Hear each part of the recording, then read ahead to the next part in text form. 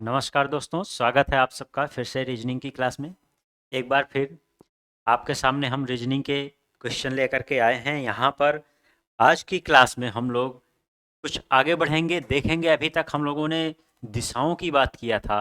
दिशाओं के कुछ क्वेश्चन और करते हुए फिर हम बढ़ेंगे, दूरी के से रिलेटेड क्वेश्चन को करेंगे। तो आइए देखते हैं। ये पहला क्वेश्चन आपके सामने है, जिसमें कहा गया है अरुण ने एक बिंदु ए से चलना शुरू किया और 10 किलोमीटर पूर्व में बिंदु बी तक गया। फिर वह उत्तर की ओर घुमा और 3 किलोमीटर चलकर बिंदु सी पर पहुंचा। फिर वह पश्चिम की ओर मुड़ा और 13 किलोमीटर चलकर बिंदु डी तक गया। फिर वह दक्षिण की ओर मुड़ा और बिंदु ई तक 3 किलोमीटर चला। वह आरंभिक बिंदु से किस दिशा में है? फिर से यहाँ पर ध्यान रखिएगा, आरंभिक बिंदु से किस दिशा में है। पिछली क्लास में हम लोगों ने यहीं से छोड़ा था, with respect to original place. फिर से यहाँ पर वही चीज है। आइए बनाते हैं इस डायग्राम को और देखते हैं क्या चल रहा। बिंदु ए से चलना शुरू किया 10 किलोमीटर पूर्व की ओर। पॉइंट ए यहाँ पर बनाते हैं, यहाँ से चलेगा चला वह बिंदु बी तक गया और ये 10 किलोमीटर चला। फिर वह उत्तर की ओर घुमा और 3 किलोमीटर चला। यहाँ से उत्तर की ओर 3 किलोमीटर जाकर के वह बिंदु सी पर पहुंचता है।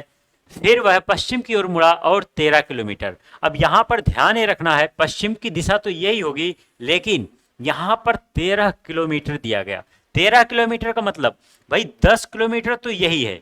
इसके सीध में बिल्कुल स्ट्रेट अगर आप देखो तो इतना डिस्टेंस 10 का होगा। तो ये पूरा पूरा अगर 13 की बात करो तो ये डिस्टेंस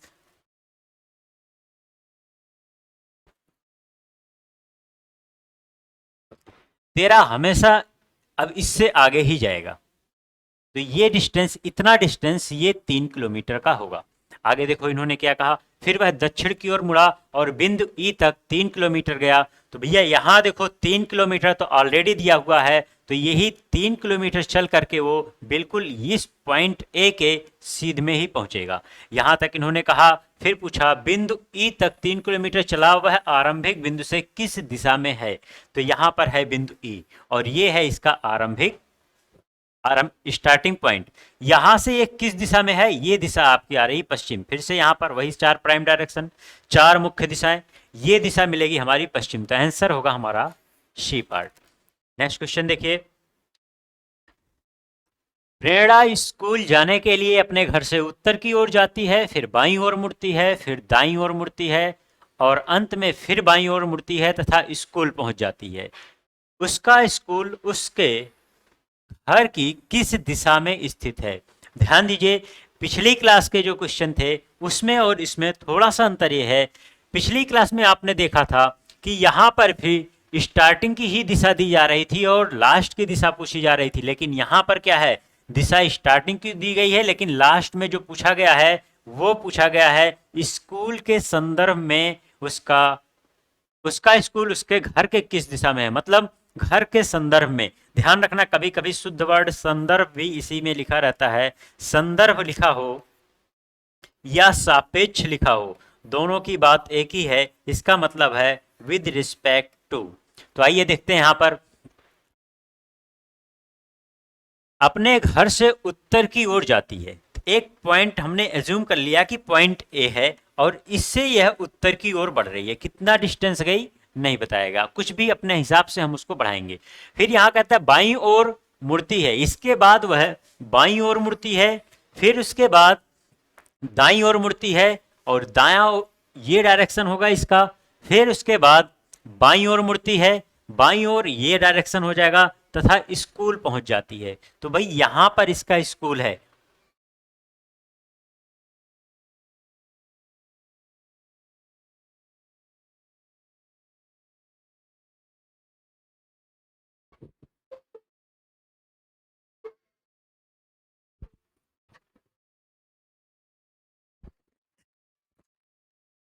तो इस बिंदु पर इसका स्कूल है।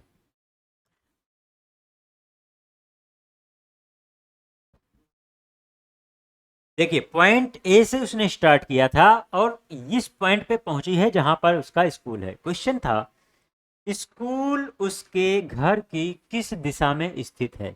तो भाई यही पॉइंट ही ए ही तो उसका घर था। यहाँ से स्कूल का देखना, देखो यहाँ पर कौन कौन सी दिशाएं हैं, यही चार दिशाएं। ये डायरेक्शन आपका जा रहा है, ये दिशा कौन सी हो गई, ये दिशा हो गई है आपकी उत्तर पश्चिम। तो आंसर हमारा यहाँ पर होगा डी पार्ट। नेक्स्ट क्वेश्चन देखिए, बाबू कान पश्चिमोत्तर दिशा में 200 मीटर की दूरी पर है। जोसेफ रहीम का पड़ोसी है और उसका मकान दक्षिण पश्चिम दिशा में 200 मीटर की दूरी पर है। गोपाल जोसेफ का पड़ोसी है और वह दक्षिण पूर्व दिशा में 200 मीटर की दूरी पर रहता है। राय गोपाल का पड़ोसी है और उसका मकान पूर्वोत्तर दिशा में 200 मीटर की दूरी पर है। राय का मकान बाबू के मकान की किस दिशा में है। तो ध्यान दीजिए, फिर से एक बार वही चीज है कि किसके संदर्भ में पूछा गया। एक बात का ध्यान रखा करो आप, जैसे अभी इससे पहले जो क्वेश्चन था वो अपने घर से निकल रही थी जिसको हमने पॉइंट ए माना था, और यस जो स्कूल था, जब भी पूछा जाए कि किस बिंदु के संदर्भ में, यहां पर पूछा गया था कि उसके घर के संदर्भ में, घर से किस दिशा में, जिस बिंदु के संदर्भ में पूछा जाए हमेशा उसी बिंदु पे खड़े होकर के उधर की ओर ही देखो जिसके बारे में पूछा गया, आपका आंसर मिलेगा। सेम यहां पर भी हम लोग वही करेंगे। देखिए क्या होगा, यहां पर इन्होंने कहा बाबू रहीम का पड़ोसी है, उसका मकान पश्चिमोत्तर मतलब उत्तर पश्चिम। तो देखिए यहाँ पर रहीम, यहाँ पर अच्छा इंफॉर्मेशन में कई बार ये होता है, देखो बाबू रहीम का पड़ोसी है और मतलब ये एक्स्ट्रा इंफॉर्मेशन किसके बारे में है, बाबू के बारे में। देखो यहाँ पर एक बात तो समझना होगा आपको कि अगर लैंग्वेज आप नहीं पकड़ पाओगे तो भी क्वेश्चन गलत होगा। कभी कभी इस तरह से भी होता है कि और नहीं लगा होगा, कॉमा लगा होगा, जिसका लगा होगा या जो लगा होगा। जब भी ऐसे वर्ड आते हैं तो इसमें गलती लोगों से हो जाती, जो या जिसका वर्ड जब भी लिख करके आए तो इसका मतलब बस इतना सा होता है, जिस व्यक्ति की बात इस वर्ड से पहले कही गई है वही व्यक्ति यहां पर आएगा। मतलब अगर ये इस तरह से होता, बाबू रहीम का पड़ोसी है जिसका मकान, तो यहां पर हम कहते रहीम का मकान, जिसका जगह पर रहीम का नाम आता। लेकिन जब और वर्ड लगा है तो ये एक्स्ट्रा इंफॉर्मेशन उसका है जिसकी बात चल रही थी, बात चल रही थी बाबू की। देखो क्या कहा, बाबू रहीम का पड़ोसी है और उसका मकान पश्चिमोत्तर दिशा में है, मतलब बाबू का ही मकान पश्चिमोत्तर दिशा में है। तो हम भी एज्यूम करते हैं यहां पर रहीम है और रहीम के घर से पश्चिमोत्तर दिशा की, अगर उत्तर पश्चिम दिशा की बात करो तो ये दिशा बनती है आपकी। इस यहां पर बाबू का घर पड़ता है, ये यहां पर बाबू है। इसका डिस्टेंस इन्होंने दे रखा है 200 मीटर। आगे इन्होंने कहा जोसेफ रहीम का पड़ोसी है और उसका मकान दक्षिण पश्चिम दिशा में है। तो देखिए यहां पर, यहां से रहीम से फिर से इसके यहां से दक्षिण पश्चिम की बात करो, ये दिशा आएगी। अब यहां पर आप ध्यान रखना, ए एंगल 45 और ये एंगल 45 पे ही जाएगा। आगे अगर इन्होंने कुछ पूछा होता है एंगल से रिलेटेड तो ये सारी चीजें काउंट करते हैं हम।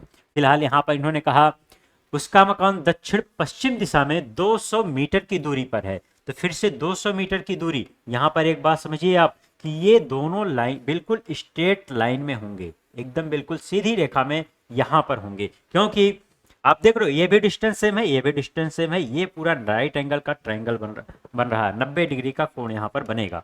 फिर इसके बाद यहाँ पर इन्होंने बताया किसका मकान है, ये जोसेफ का मकान है, यहाँ पर जोसेफ का मकान है।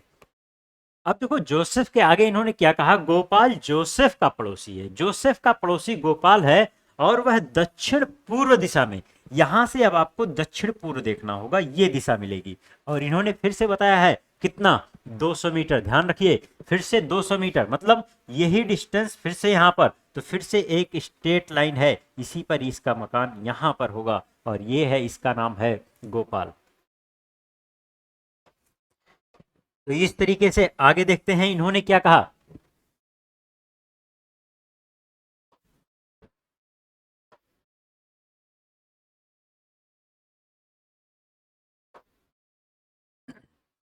फिर कहते हैं राय गोपाल का पड़ोसी है और उसका मकान पूर्वोत्तर दिशा में है।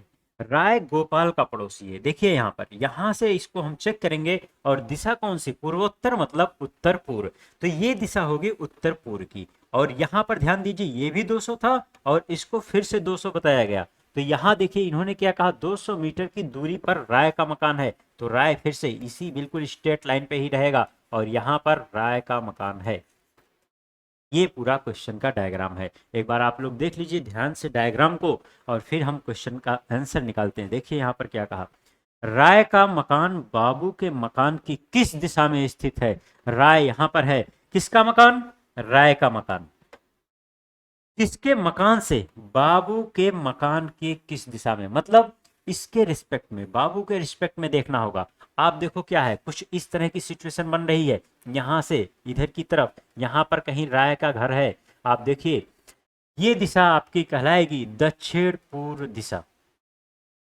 अब आंसर तो हमारा आ गया, लेकिन अगर इसी क्वेश्चन में इन्होंने ये पूछ लिया होता कि राय का मकान बाबू के मकान से किस दिशा में तथा कितनी दूरी पर हो, तो क्या हम दूरी निकाल सकते थे।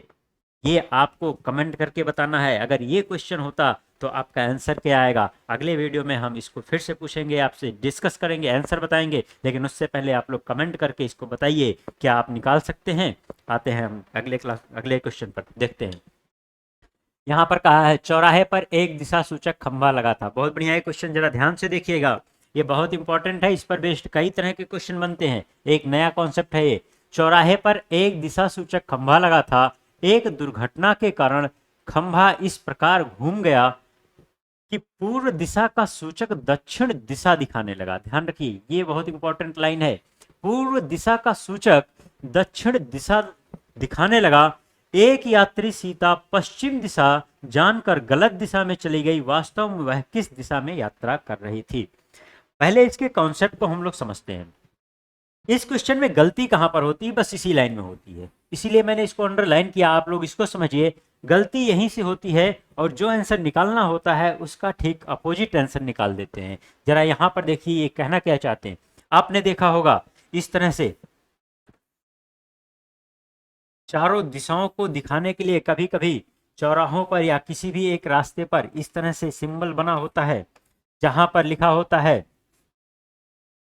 ईस्ट, वेस्ट, नॉर्थ और साउथ, इस तरीके से। तो देखो यहां पर अगर ये डायरेक्शन है और इसी को कहा गया, यहां पर इन्होंने जो दिशा सूचक बोला है इसी का मतलब है दिशा सूचक, इसी को दिशा सूचक कह रहे हैं।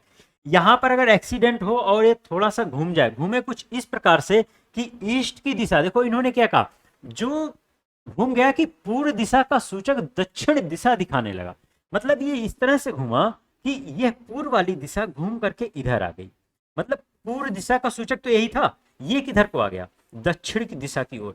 एक्चुअल में जब ये एक्सीडेंट नहीं हुआ था तो वास्तव में क्या था भाई, साउथ भी इधर था और इसका सूचक भी यही था, ईस्ट भी इधर था, ईस्ट का सूचक भी यहीं पर था, नॉर्थ और नॉर्थ का सूचक, वेस्ट और वेस्ट का सूचक भी इसी तरह से था। लेकिन एक्सीडेंट के बाद ये हुआ, ईस्ट का जो सूचक था वो साउथ की ओर चला गया, मतलब ईस्ट लिखा था लेकिन ये किधर चला गया, साउथ। अब अगर कोई इसको देखेगा उसे तो ये पता नहीं भाई दिशा कौन सी है, वो तो बस इसको देखेगा और इसके अनुसार जाएगा। तो अब सिर्फ ईस्ट ही नहीं बदलेगा, बाकी सब बदलेंगे। अब आपको समझना ही है कि बाकी सब किस तरीके से बदलेंगे। आइए हम पहले इस कॉन्सेप्ट को क्लियर करते हैं। देखिए यहां पर क्या, ये है आपका प्राइम डायरेक्शन, चार दिशाएं, पूरब, पश्चिम, उत्तर और दक्षिण।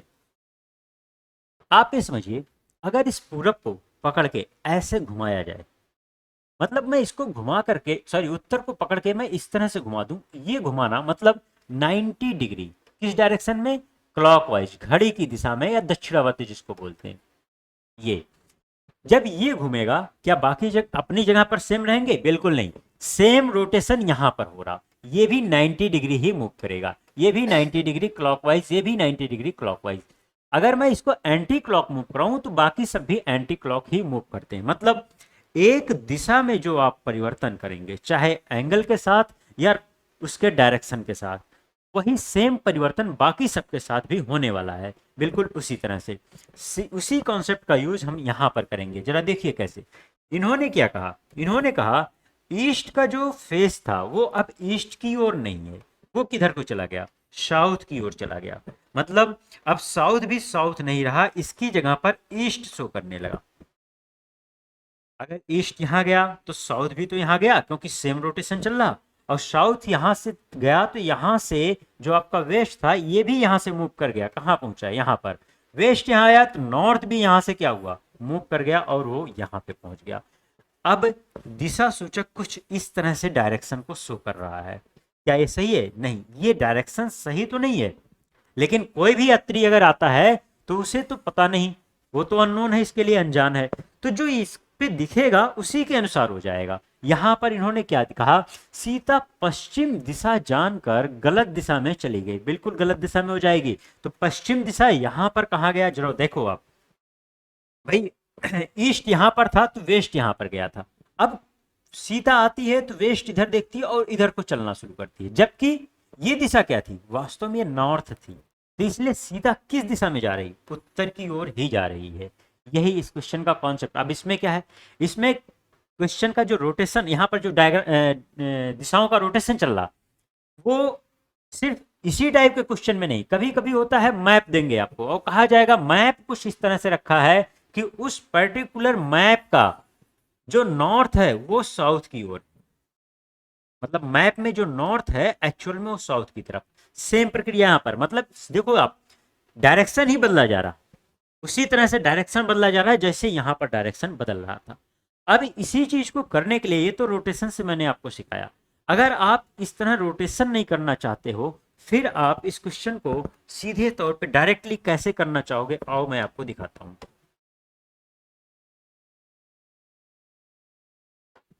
देखिए इन्होंने क्या कहा था, पूर्व दिशा का सूचक दक्षिण दिशा दिखाने लगा। भाई सीधा सा डायग्राम बनाओ, यही दक्षिण होता है, इसका मतलब यहां पर आ गया पूर्व दिशा का सूचक।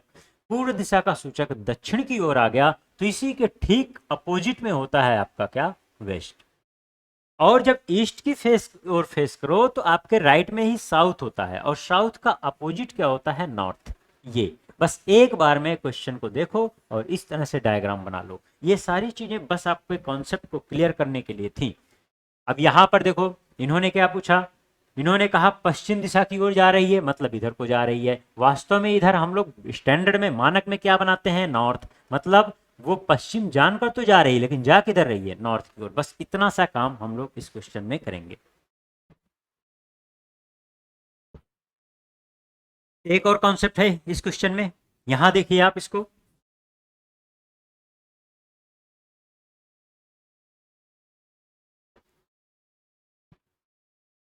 एक दिन प्रातःकाल सूर्योदय के बाद गंगाधर एक खंभे के सामने मुख करके चल रहा था। खंभे की छाया ठीक उसके दाईं ओर पड़ रही थी। वह किस दिशा में मुख करके चल रहा था, उसके मतलब गंगाधर के नाम ये दिया गया यहाँ पर। उसके मतलब ये गंगाधर के दाईं ओर पड़ रही थी क्या, छाया। देखो छाया के जो क्वेश्चन आते हैं यहाँ पर भी गलतियां लोगों से होती हैं। कारण ये है कि क्वेश्चन करने का जो तरीका है आपका, आप शुरुआत क्वेश्चन की गलत तरीके से करते हो। इसका कॉन्सेप्ट पहले आप समझो।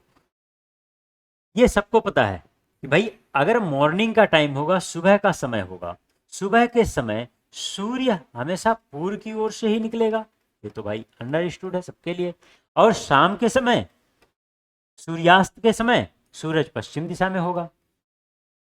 जब सुबह का समय होगा तो किसी भी वस्तु की जो परछाई होगी वो पश्चिम की ओर जाएगी, क्योंकि लाइट किधर से आ रही है, पूर्व की ओर से। जब ईस्ट की ओर से लाइट आ रही है तो परछाई जाएगी वेस्ट की ओर।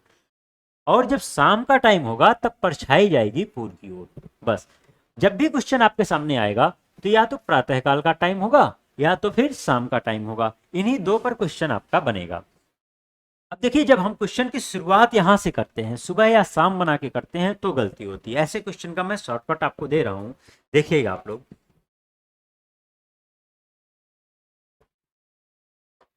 देखिए जब भी ऐसे क्वेश्चन आएंगे तो वहां पर दो व्यक्ति या दो वस्तुओं की बात हो रही होगी।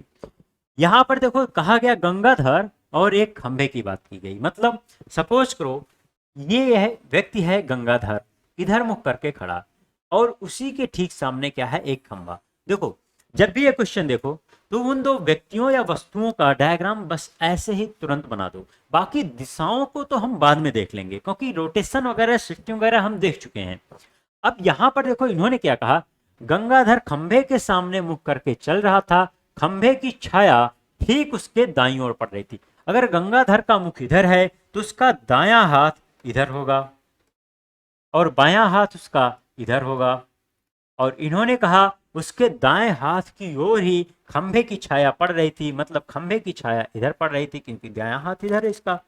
अब देखिए इन्होंने इतनी बात कही, अब इतना जब आप कीजिए काम, कभी भी ऐसे क्वेश्चन के लिए हमेशा छाया की जो पोजीशन दी गई है वहां से शुरू करो, फिर उसके बाद दिशा देखो। दिशा कहां से देखो, इस टाइम से।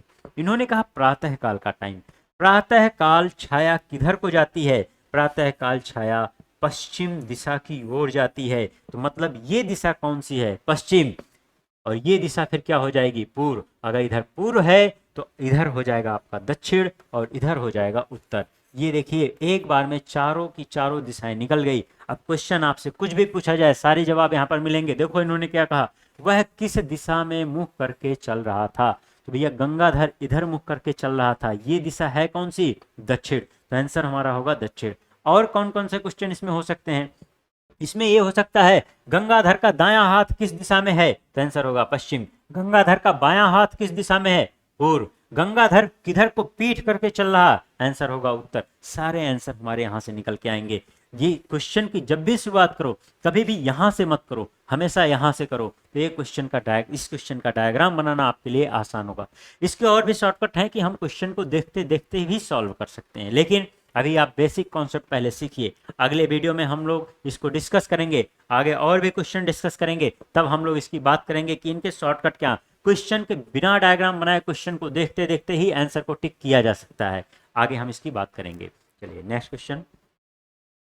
एक दिन सूर्योदय के बाद सुनीता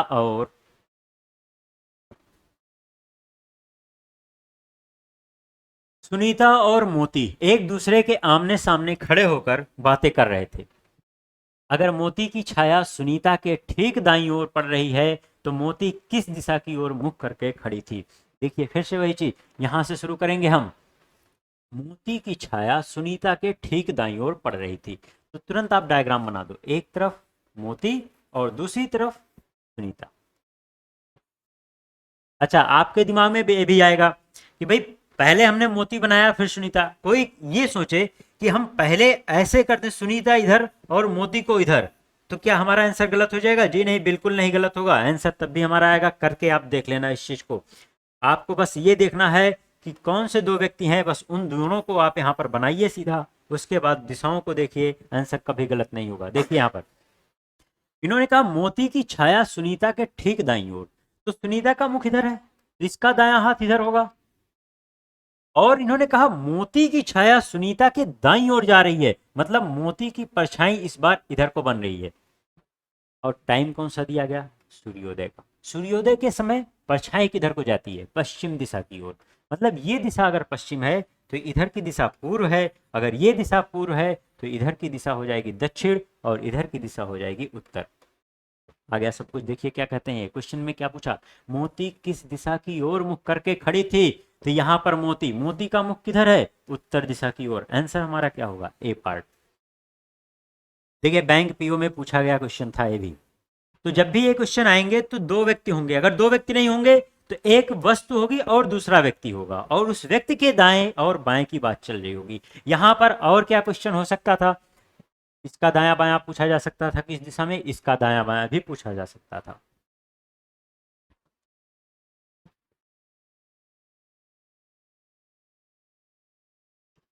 यहां से घड़ी के क्वेश्चन को आप देखिए, जरा इसको समझिए। इन्होंने कहा घड़ी में अभी 3:30 बजे हैं, यदि घंटे की सुई दक्षिण दिशा में है तो मिनट की सुई कहां होगी। इस क्वेश्चन को करने से पहले कुछ बातें आपको बताता हूं, जरा इधर देखो आप। अगर कहा जाए घड़ी में 9 बज रहे हैं तो कुछ इस तरह की सिचुएशन होगी, घंटे की सुई इधर, मिनट की सुई इधर होगी। अब कहा जाए मिनट की सुई उत्तर दिशा में है तो घंटे की सुई किस दिशा में है। तो आप एक चीज देखिए, ये बिल्कुल स्टैंडर्ड ही है आपका मानक जो हम लोग देखते हैं मैप में। उत्तर इधर, दक्षिण यहां पर तो इधर होगा पूर्व और इधर होगा पश्चिम। और अगर ये दिशा पूछी गई है तो हम क्या कहेंगे, ये दिशा हो गई पश्चिम। ये तो तब हो गया जब बिल्कुल स्टैंडर्ड मानक पर होता। बहुत आसान होता है, यहाँ कुछ भी नहीं करना, बस घड़ी की सुई को देख लो आप, चारों डायरेक्शन आपके सब निकल जाएंगे। हाँ, सिचुएशन तब बदलती है जब ये स्टैंडर्ड पर नहीं होता। मतलब जैसे इसी को इन्होंने अगर उत्तर ना बोल करके उत्तर पश्चिम बोल दिया होता तो हम कैसे करते हैं। एक क्वेश्चन होगा बिल्कुल स्टैंडर्ड पर, सबसे इजी होगा इसका। दूसरा होगा जो स्टैंडर्ड पर नहीं होगा, तो बिल्कुल ये उसी तरह का है जैसे आप लोगों ने अभी इससे पहले देखा था, हम रोटेशन करा रहे थे, डायरेक्शन का रोटेशन चल रहा था जिसमें दिशा सूचक बदल गया था, ठीक उसी तरह ये भी तो है। अब यहां पर अगर उत्तर पश्चिम है तो आप देखो उत्तर पश्चिम नॉर्मली यहां पर होता है, उत्तर पश्चिम यहां की बजाय यहां पर बताया गया है। इसका मतलब रोटेशन किधर को हुआ, रोटेशन हुआ है क्लॉकवाइज 45 डिग्री का, और यही रोटेशन सभी एंगल के साथ होने वाला। अगर ये घंटे की सुई पूछी जा रही है तो इसका मतलब जिस दिशा का रोटेशन 45 डिग्री क्लॉकवाइज हो रहा है वही दिशा यहां पर पहुंचने वाली, और वो दिशा कौन सी है, ये दिशा है दक्षिण पश्चिम। मतलब ये दिशा हो जाएगी दक्षिण पश्चिम। दूसरा क्वेश्चन इस तरह से होता है। इस क्वेश्चन में देखो क्या है, इस क्वेश्चन में इन्होंने कहा 3:30 बजे हैं, घंटे की सुई दक्षिण दिशा में है। तो आपको यहाँ पर घड़ी का जरा देखिए डायरेक्शन क्या है, इस तरह से 3:30 का। अब आप यहाँ पर थोड़ा सा कंफ्यूजन ये होगा कि भाई 3:30 के केस में घंटे की सुई बिल्कुल 3 पे तो होगी नहीं, 3 और 4 के बीच में होगी। तो आपको मैं यहाँ पे बता दूं, जब जब ये क्वेश्चन आए इस तरह से तो आप थोड़ा सा ऑप्शन की ओर भी गौर करो। देखो, अच्छा एक चीज और आपको बताऊं, अगर 3:30 होगा बिल्कुल मिड में होगा, ये एंगल पूरा का पूरा 30 डिग्री का होता है, ये केवल 15 डिग्री का मूवमेंट होता है, इसलिए थोड़े से एंगल को ये इग्नोर कर देते हैं। देखो सारे ऑप्शन में केवल केवल प्राइम दिशाएं दी गई हैं, मुख्य दिशाएं दी गई हैं। इसका मतलब ये मुख्य दिशा ही सब बन के आ रही है, इसको इधर को ही माना गया है, जो घंटे की सुई है ठीक 3 पे माना गया है। हालांकि ऐसा नहीं होता, लेकिन क्वेश्चन ऐसा है तो इसलिए हमको ऐसा मान के ही करना होगा कि घंटे की सुई ये इस दिशा में। इन्होंने क्या कहा, घंटे की सुई दक्षिण दिशा में, ये दक्षिण दिशा है। 3:30 पर मिनट की सुई ठीक नीचे की ओर होगी, फिर से वही चीज रोटेशन लगा हुआ। देखिए यहाँ पर, यहाँ साउथ मूवमेंट इधर को हुआ है, दक्षिण का मूवमेंट कितना हुआ 90 डिग्री एंटी क्लॉकवाइज घड़ी के विपरीत दिशा में गया है। अब इन्होंने क्या पूछा, इन्होंने कहा मिनट की सुई कहाँ है, मिनट की सुई किस दिशा में, जिस दिशा का मूवमेंट होगा 90 डिग्री एंटी क्लॉकवाइज वही पहुंचेगा यहाँ पर, और 90 डिग्री एंटी क्लॉक मूवमेंट पश्चिम दिशा का हो रहा है, इसलिए यहाँ पर कौन सी दिशा आएगी, पश्चिम दिशा। या फिर से वही चीज कि भाई ये है आपका दक्षिण, तो इधर आपका हो जाएगा उत्तर, और यहां पर होगा आपका पूर्व, तो इधर होगा पश्चिम। या आप इस तरीके से निकालो। देखो प्राइम डायरेक्शन मुख्य दिशाओं में ये करना आसान, लेकिन यहां पर करना थोड़ा सा आपको डिफिकल्ट। हालांकि निकाला जा सकता है, उसको भी निकाला जा सकता है, लेकिन ये तब होगा जब आप थोड़ी सी प्रैक्टिस करोगे। फिर इसको भी आप सीधा तौर पे निकाल सकते हो, बिना रोटेशन लगाए सीधे सीधे तौर पे हम सारे दिशाओं को निकाल सकते हैं। आपको एक बात बताऊं कि अगर किसी एक पर्टिकुलर पॉइंट की एक दिशा भी बता दी जाए तो आप सभी के सभी दिशाओं को बड़ी आसानी से निकाल सकते हैं। तो इस क्वेश्चन का आंसर आया था यहाँ पर पश्चिम दिशा। चलिए नेक्स्ट क्वेश्चन की बात करते हैं।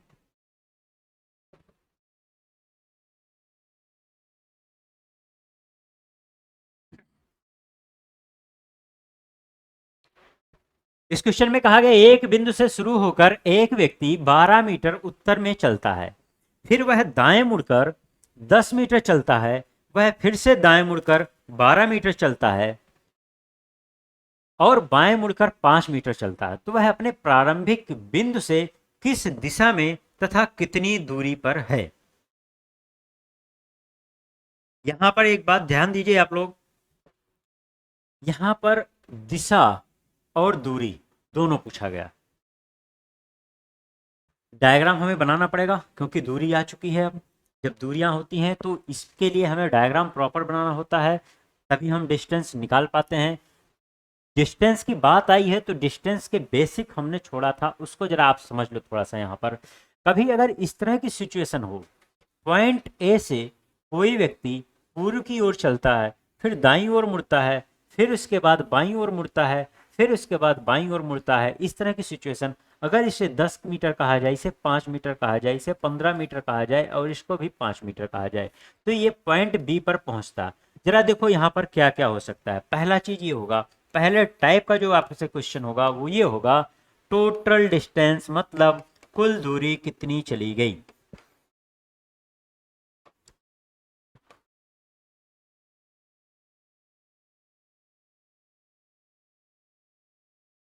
जब तक क्वेश्चन में कुल टोटल लिख करके ना आए तब तक आपको टोटल नहीं कैलकुलेट करना है, तब तक आपको शॉर्टेस्ट डिस्टेंस फाइंड आउट करना, मतलब न्यूनतम दूरी ज्ञात करना।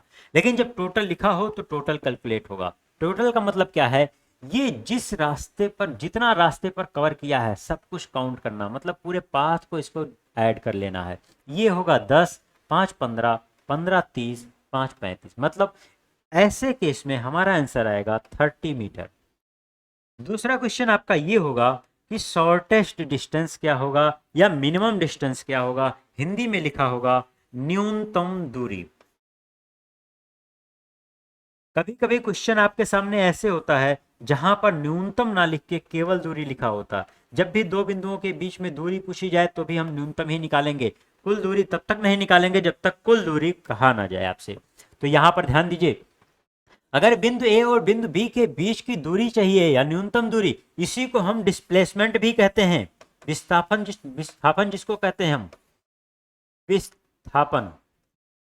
देखिए, ए और बी के बीच, जब भी दो बिंदुओं के बीच में विस्थापन होता है बिल्कुल स्ट्रेट, हम इसको काउंट कर लेते हैं कितना होगा। तो ए से बी के बीच में ये देखिए टोटल, ये 10 हो गया, ये 15 हो गया, तो ये भी कितना होगा, 15 होगा। तो टोटल सॉरी, यहाँ पर न्यूनतम दूरी कितनी आ गई, 25।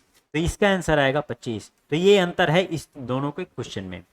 अब यहाँ पर भी वो बात का ध्यान रखना होगा, जब भी आप क्वेश्चन सॉल्व करो तो इस बात का यहाँ पर ध्यान रखो। इसके अलावा और भी चीजें हैं, ये तो बिल्कुल स्ट्रेट लाइन है, अभी स्लाइंट होता है तो चीजें बदलती हैं, आगे हम इस चीज को डिस्कस करेंगे आने वाले क्वेश्चन में। तो यहाँ पर देखो, इस क्वेश्चन को अगर सॉल्व करना है तो कैसे सॉल्व करते हैं।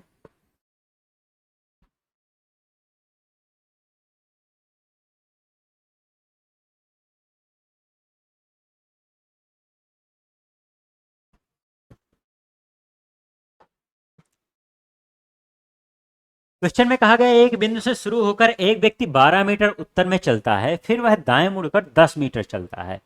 किसी एक पर्टिकुलर पॉइंट से, ये मान लिया मैंने पॉइंट ए है, यहां से शुरू करता है, उत्तर की ओर जाता है और 12 मीटर चलता है, फिर वह दाईं ओर मुड़कर 10 मीटर चलता है, यहां से दाईं ओर मुड़ा और 10 मीटर चला, फिर वह दाएं मुड़ता है और 12 मीटर चलता है, यहां से दाएं मुड़ता है और 12 मीटर चलता है। यहां पर ध्यान देना आप, जब भी ऐसी सिचुएशन पैरेलल लाइन हो तो डिस्टेंस को तुरंत आप गौर करो, यहां पर फिर से 12 मीटर ही दिया गया और ये भी 12 मीटर ही है, तो इसका मतलब बिल्कुल स्ट्रेट ठीक इसी के सीध में पहुंच जाएगा ये यहाँ पर।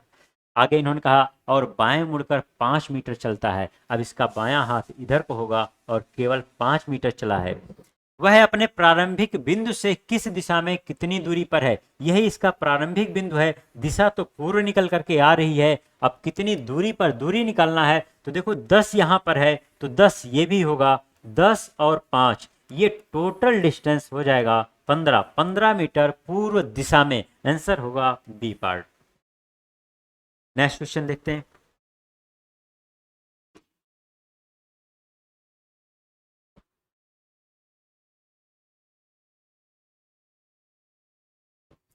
एक व्यक्ति उत्तर दिशा में 10 किलोमीटर चलता है, तब वह बाईं तरफ मुड़कर 4 किलोमीटर चलता है, फिर वह बाईं ओर मुड़कर 13 किलोमीटर चलता है। उस व्यक्ति एवं प्रारंभिक बिंदु के मध्य दूरी कितनी है। फिर से वही चीज ध्यान दो, यहाँ पर उस व्यक्ति और प्रारंभिक बिंदु, मतलब उस व्यक्ति मतलब फाइनल पॉइंट, उसका अंतिम बिंदु, प्रारंभिक बिंदु के मध्य दूरी कितनी है। फिर से केवल दूरी लिखा, दूरी का मतलब फिर से हम शॉर्टेस्ट डिस्टेंस की ही बात करेंगे। आइए इस डायग्राम को बनाते हैं और यहाँ से कुछ और भी एक्स्ट्रा चीजें हम लोग सीखेंगे।